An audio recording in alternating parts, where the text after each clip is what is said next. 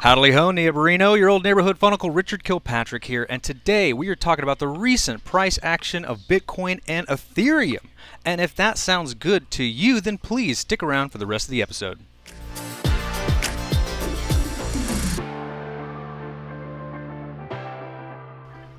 Now, for those of you who diamond-handed the recent dip, you are sitting in the greenbacks just like my main man Bart Simpson here. He's sitting in the cheddar. Biggie, can't you see? Bitcoin hypnotizes me. That is the truth of the matter right now. It's unavoidable. This price action has been crazy over the last couple days.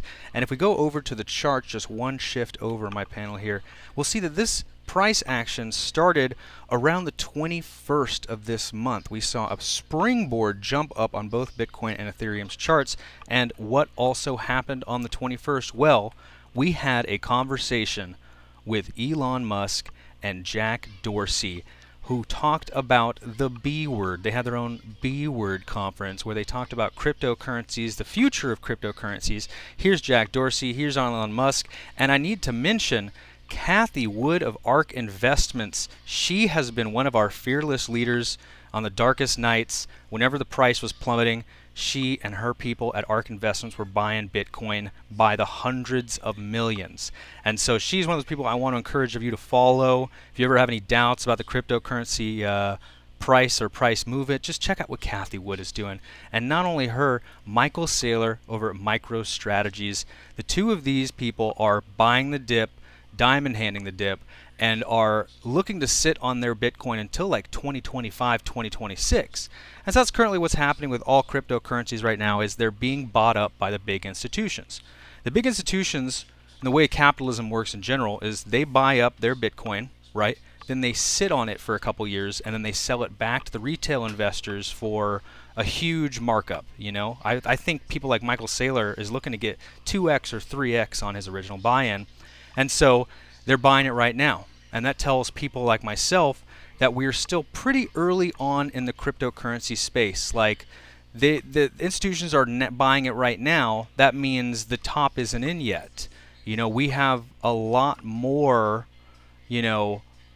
price movement in the future. If the institutional investors are buying right now, that just means we're early on, honestly. And so I look at people like Michael Saylor, Cathie Wood at ARK Investments, and now we've got our main man Elon Musk changing his tune a little bit about Bitcoin. I mean, he was positive on Bitcoin at the beginning of the year, then he took a negative turn, and that, of course, is when we saw such a drastic drop in cryptocurrencies, is all of the negative sentiment coming from Elon Musk. And thankfully, we've got these fearless leaders like Jack Dorsey steering the ship in the right direction where it needs to go.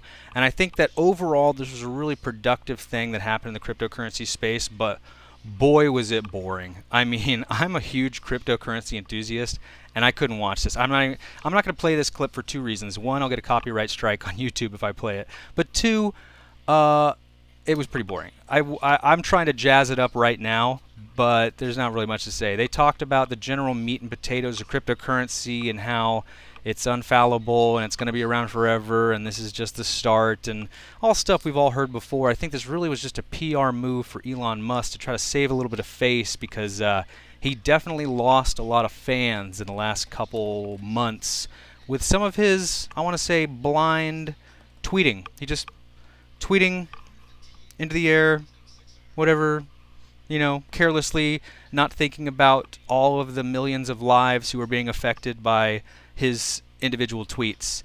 And I'm glad that's starting to turn for the better. Now whenever we see Elon Musk and Bitcoin in the same sentence, the price moves upwards. So back to the charts, the price shifted upwards substantially, almost 10-15% for some of these cryptocurrencies, all on the back of this Elon Musk Jack Dorsey conversation. So this is twofold. I bring this up for two reasons, because I want to be a little skeptical about this price movement. I think this is all derives, not all, but a significant amount of this derives from what Jack Dorsey and Elon Musk were doing. And so I want to say that the local top is in, and we are going to, over the course of Monday and Tuesday, retest some of these support levels here. For Ethereum, we're looking around 2000 to 1950-ish. And then for Bitcoin, we're looking at testing levels around 32.5-ish. And rallies on the weekend are par for the course.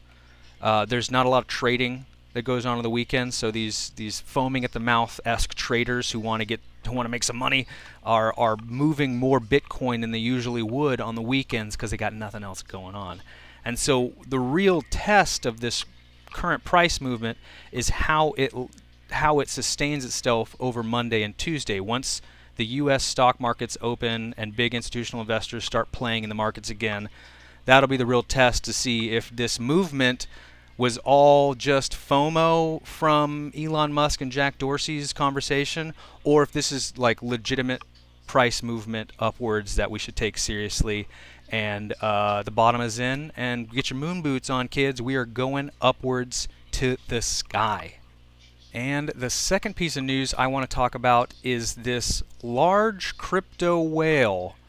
Some kind of cryptocurrency whale is buying up coins. These on-chain analysts are saying whales are buying up billions and billions of dollars at a time. Look at this.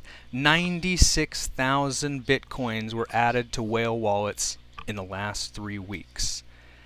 And Forbes, CNBC, CryptoNews.net, they're being pretty coy about it. They're dancing around the subject a little bit. But if you go look up these news articles on Reddit or on Instagram or on Twitter, those users are a little more blunt about it, and they've just come right out and said that it's Amazon. They've said that Amazon is a big old whale buying up Bitcoin because they are going to accept cryptocurrency transactions in the near future here. This is all, buy the rumor conversations we're having right now. Have you guys heard that old phrase, buy the rumor, sell the news? Well, there is a rumor afoot. A Fun Uncle certified rumor, not financial advice. This is Fun Uncle news here. But there is a rumor afoot that a large whale the size of an Amazon is buying cryptocurrencies. And again, brings me back to my previous discussion about how capitalism works. These big institutional investors, these big companies like Amazon, like Apple, PayPal, Venmo, SpaceX, Tesla, they're buying cryptocurrency. ARK Investments, MicroStrategies, buying them by the billions. And so the plan is, if you've read any book on capitalism, they're going to buy it, they're going to sit on it, they're going to let the price shoot up because of scarcity, because they've got it all and no one else can buy it, and they're not selling, they're just continuing to buy. Scarcity drives the price up, and then once the price hits a awesome number like a 2x or a 5x for them, they then start to daily cost average their positions off to the retail investors like yourself and others. So I want to keep everyone have a level head on this, be kind of relatively objective about these things. Remember that old phrase, buy the rumor, sell the news? Well, there is quite a rumor afoot, and it's in the jungle. It's in the woods, if you like these analogies. Hey, but that's it for this episode of Fun Uncle. Thank you for tuning in. For those of you who are not a part of Lad City, please join the Discord. Follow them on YouTube. Just type in ladz.city into your browser. It'll take you to everything. The Twitter, the Facebook, the YouTube, and most importantly, the Discord, where a lot of fun, like-minded cryptocurrency enthusiasts are chatting it up every day. Get on in there, ask some questions. It's a really friendly environment to learn if you're wrong or to learn if you're right about something, most importantly. So please, thank you so much for stopping by. I cannot wait to see you guys in the next episode.